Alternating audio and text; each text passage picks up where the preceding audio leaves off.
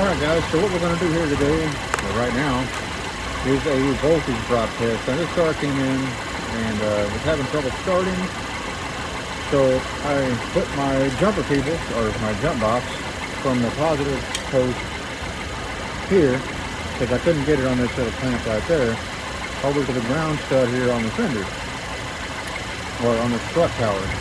So the car won't start.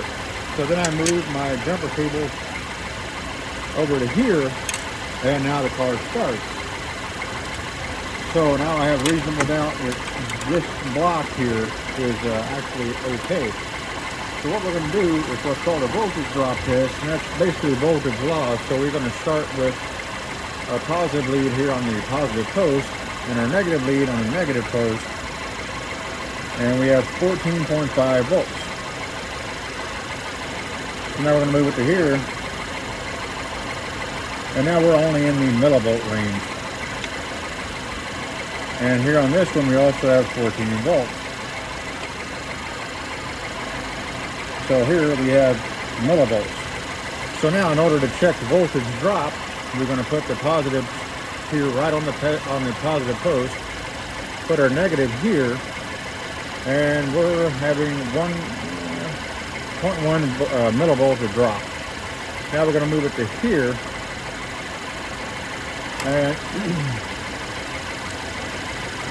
now we have 150 millivolts of drop, which is a tremendous amount. So what we've got going on is something inside this block that's causing a bad connection between the positive post and the rest of the electrical system. So if you didn't know how to do a voltage drop test, the way you're going to do it is you're going to take your positive and negative leads across your suspected problem, and if you have anything other than zero, there may be an issue unless it's a very large wire or a very long distance.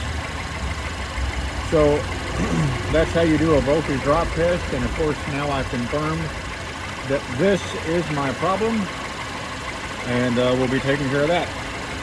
So just in case you didn't know, that's how you do a voltage drop. Thanks for watching this. Come back and watch some more. Don't forget to hit the like and subscribe button. And I'll see you in the next one. Have a good one.